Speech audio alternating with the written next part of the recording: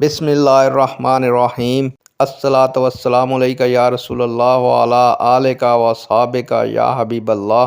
अस्सलामु अलैकुम नाज़रीन व सामीन। उम्मीद करता हूँ कि आप सब अल्लाह के फजल व करम से ठीक हैं और अल्लाह ताला से दुआ करता हूँ कि अल्लाह ताला आप लोगों की तमाम दिली मुरादें पूरी फरमाए और आपको ज़ालिम के जुल्म हासद के हसद से महफूज फरमाए। प्यारे दोस्तों, आज की वीडियो का अनवान है, क्या कुरान पाक 40 पारों में नाजिल हुआ।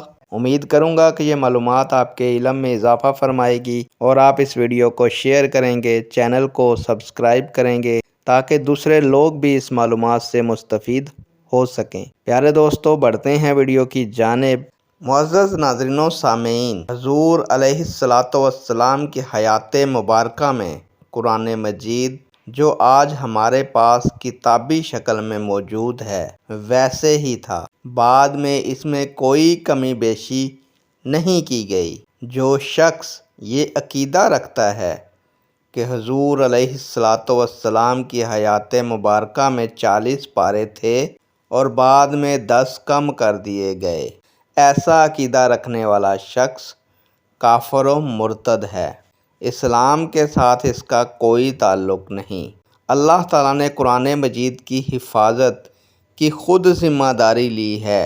कुरान मजीद में इरशाद बारी ताला है जिसका तर्जमा है, बेशक ये ज़िक्र अज़ीम हमने ही उतारा है और यकीनन हम ही इसकी हिफाजत करेंगे।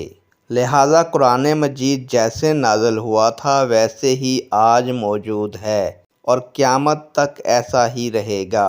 इसमें कोई तब्दीली ना हुई है और ना कभी होगी।